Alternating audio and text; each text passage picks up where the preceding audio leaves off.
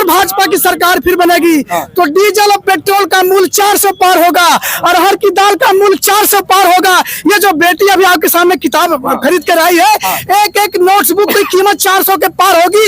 ये इस आंकड़े को आप समझ लीजिए कि सिर्फ 400 पार, ये नहीं बता रहे क्या पार होगा। महंगाई 400 पार होगी, बेरोजगारी 400% गुना होगी, और विद्यालय में जो फीस ली जा रही है वो 400% गुना बढ़ जाएगी। इस देश में 400% गुना बढ़ जाएगी। कि महंगाई चरम पर है, ये डंका बज रहा है। बेरोजगारी चरम पर है, डंका बज रहा है। भारत में सत्ता प्रायोजित व्यभिचार हो रहा है, डंका बज रहा है। इलेक्ट्रोल बॉन्ड के रूप में अपने मित्रों से को चंदा दो, धंधा लो की नीतियों पर डंका बजा है।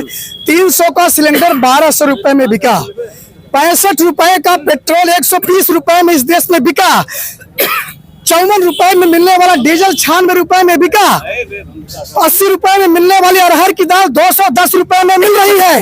तो ये महंगाई नहीं दिखाई पड़ रही आपको? महंगाई इस कदर की है कि इतिहास गवाह है कि सल्तनत काल, मुगल काल, अंग्रेजी पीरियड में जितना टैक्स नहीं किसानों के ऊपर या जनता के ऊपर लगाया जाता उतना ये सरकार लगाई है।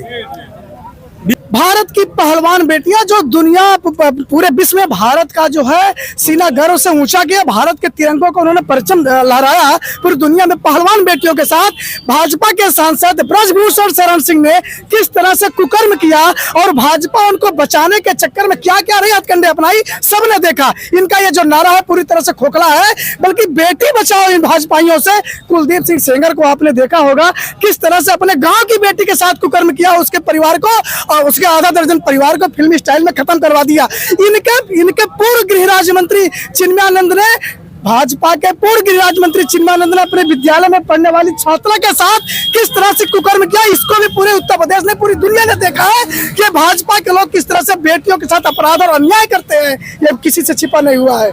इस देश में फिल्म टैक्स फ्री होती है और पढ़ाई में टैक्स लगता है, जीएसटी लगाई जाती है।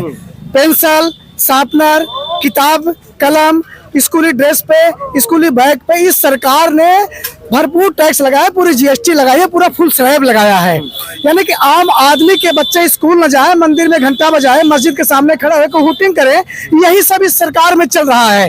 रोजी रोजगार शिक्षा के माने में इस सरकार के पास कोई एजेंडा नहीं है। नमस्कार, भारत टीवी न्यूज की खास पेशकश कौन बनेगा प्रधानमंत्री देख रहे हैं आप सभी का बहुत बहुत स्वागत और आपके साथ में इमरान। बता दें कि भारत टीवी न्यूज लगातार 2024 के लोकसभा चुनाव को लेकर के जनता के बीच जा रहा है और जनता से जानने और समझने की कोशिश कर रहा है कि 2024 के लोकसभा चुनाव को लेकर के जनता के मुद्दे क्या होने वाले हैं।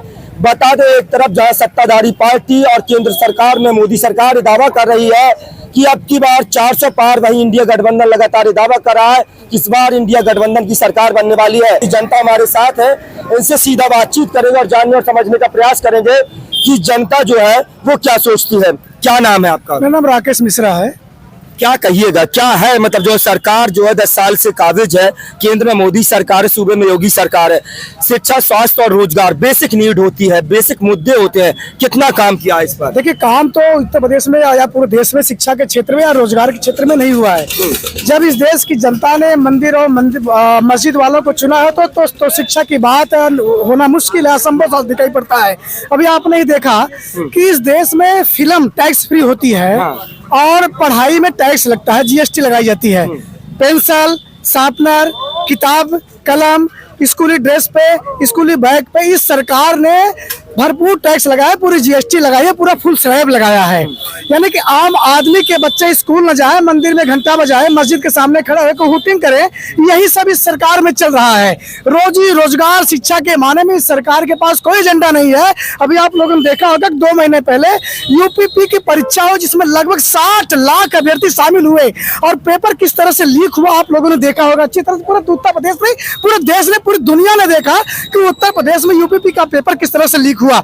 और अभी और भी परीक्षा, लोक सेवा आयोग ने जो परीक्षा कराई थी, इसमें आरओ की जो परीक्षा हुई थी वो भी लीक हुई।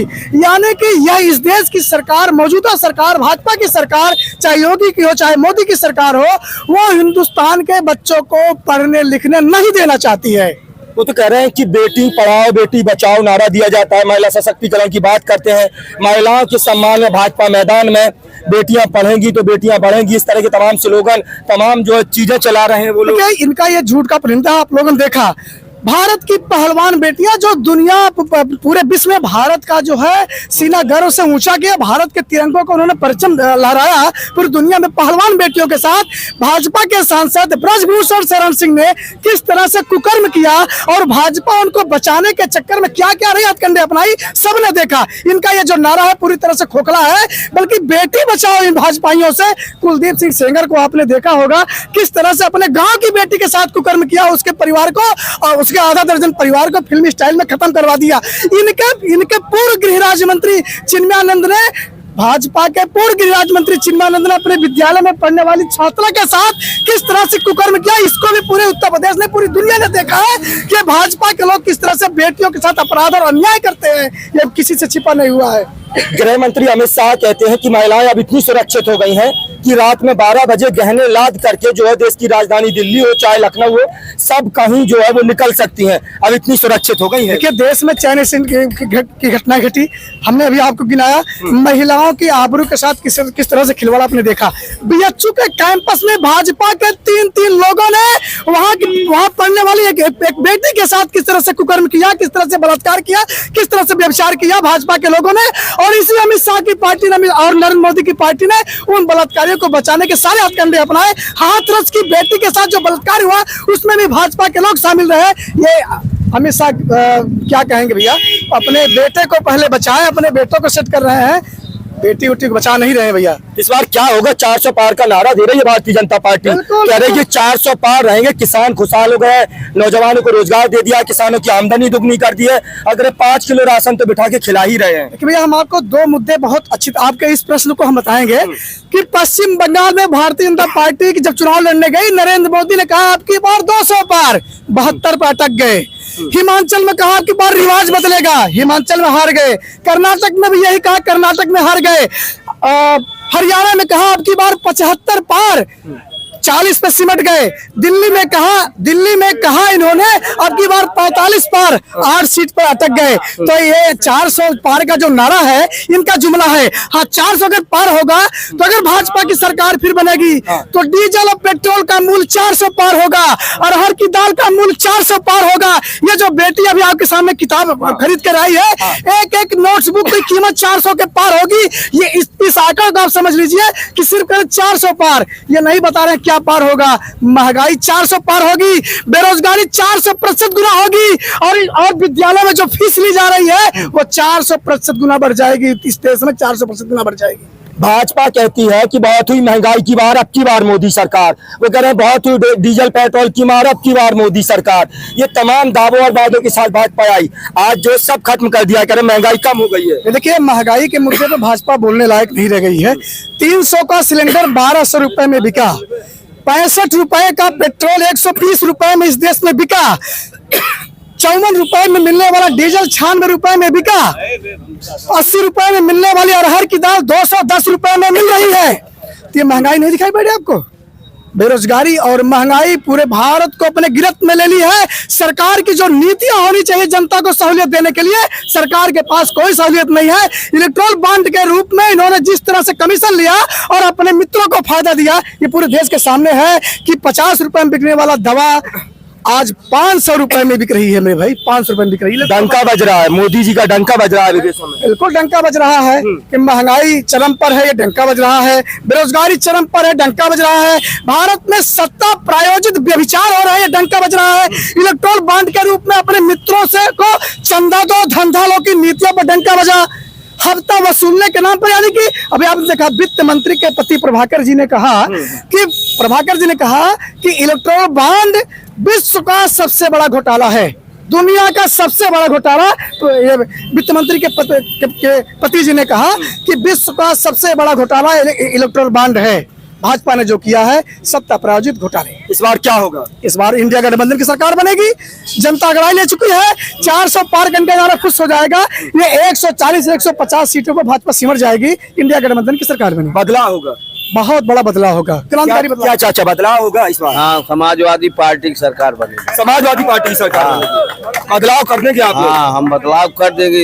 यूपी में समाजवादी पार्टी आएगी। समाजवादी पार्टी आएगी। हाँ, अखिलेश को जिंदाबाद करेंगे। अखिलेश को जिंदाबाद हाँ, करेंगे। और साइकिल को जिताएंगे। साइकिल को जिताएंगे। हाँ, बीजेपी को मुर्दाबाद बोल देंगे। मुर्दाबाद बोलते हैं हाँ, बीजेपी को। योगी मोदी गोरखपुर जाओ, गोरखपुर दिल्ली जाओ, यहाँ खुटान में यहाँ जो है सपा की सरकार बनेगी। सपा की सरकार बनेगी। हाँ। चलिए और भी लोगों से पूछ लेते हैं। हाँ बताइए, क्या नाम है? सुरेंद्र नाथ। क्या है माहौल? माहौल बीजेपी खिलाफ है। बीजेपी के खिलाफ है। फिर 400 सीटें कैसे आएंगी भाजपा के खिलाफ है जब? अब ऐसी महंगाई रहेगी थोड़ी आएगी, बेरोजगारी रहेगी थोड़ी आएगी। महंगाई है देश में। महंगाई इस कदर की है कि हाँ। इतिहास गवाह है कि सल्तनत काल, मुगल काल, अंग्रेजी पीरियड में हाँ। जितना टैक्स नहीं किसानों के ऊपर या जनता के ऊपर लगाया जाता उतना ये सरकार लगाई है। बीजेपी सरकार। बीजेपी सरकार 1/6 तो मुगल पीरियड में बंटवारा करके लेते थे। ये जो जीएसटी लगाया 18%, इससे जनता त्राह त्राह कर रही है। जैसे सूरज की किरणें होती हैं, नमी सब सोखती फैला करके, उसी तरह से जीएसटी लगा करके हर गरीब आदमी हो चाहे अमीर आदमी, सबका जेब से पैसा खींचा जा रहा है। ये अभी लगाया कहा जा रहा है, एक निर्माण काम के नाम पे, कंस्ट्रक्शन के नाम पे, सड़कों के निर्माण काम पे, ये जो उनकी चहेता कंपनियां होती हैं, पहले कमीशन फिक्स कर लेते हैं, तो उन कंपनियों को दिया जाता है ठेका, तुम ये सड़क बनाओ, 25% हमको चाहिए, 50% हमको चाहिए कमीशन इसमें। तो जनता का जो ये पैसा है, ये गोरख धंधा बहुत तगड़ा है, इसको सब समझ नहीं पाएंगे इकोनॉमी। नौजवान जो है वो खासा नाराज है मोदी सरकार के 10 साल के कामकाज से, योगी सरकार के 7 साल के कामकाज से। जो हिसाब मांग रहा है नौजवान, कह रहा है 2 करोड़ नौकरी देने का जो वादा किया था 2014 में सत्ता में आने से पहले, लेकिन नौजवानों को रोजगार नहीं मिला है। और इसी वजह से नौजवान जो है वो लगातार सवाल पूछ रहा है। नौजवान कह रहा है कि इस बार जो है बदलाव होगा, और बदलाव होगा तो इंडिया गठबंधन की जो है सरकार बनेगी। हालांकि 4 जून को जब नतीजे आएंगे, 4 जून को पता चलेगा क्या एक बार फिर से तीसरी बार मोदी सरकार आएगी या बदलाव होगा, इंडिया गठबंधन की सरकार बनेगी। आप लोग क्या सोचते हैं? कमेंट सेक्शन में अपनी राय देना न भूलें। अपने साथी कैमरा पर्सन आनंद यादव के साथ भारत टीवी न्यूज के लिए जौनपुर के खुटहन चौराहे से इमरान नसीर की रिपोर्ट।